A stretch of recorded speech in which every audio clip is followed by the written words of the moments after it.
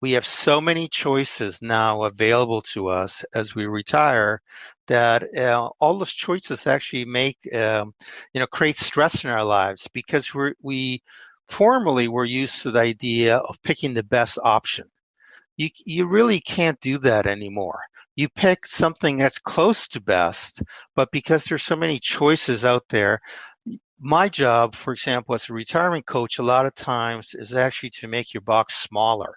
It's to say, okay, here's what you've told me you want to do. Let's now focus on that area and not everything else. You know, there's a great line I love, and it's in the Talmud. It's something like, "Why spoil a great question with an answer?" So, let's set the stage. You've got a client. They're sitting with you. They may be zooming with you. They have this uncharted new tabula rasa called retirement. They've got a million things on their mind that they didn't do in the past, that they're thinking of doing, that their wife or husband wants them to do. You ask them questions. Give us, let's say, the two or three top questions that you would ask them to answer. So maybe our listeners could start to answer those for themselves. The first question, and I think the most important question, is what type of life do you want?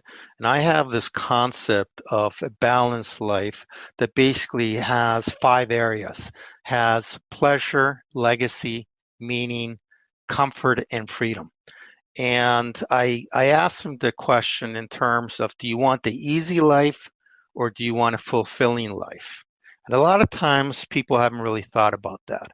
The easy life is the life that, for example, if you have a lot of money and you decide to retire to Florida or Arizona your plan is to play pickleball or golf 5 days a week, go out to dinner every night and go to Europe a couple times a year, and that's it.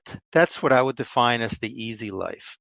A fulfilling life is actually a little bit more difficult to achieve because it means you have to stretch. You have to search for that meaning in your life, and a lot of times people don't really know what it is. So that's my number one question to them.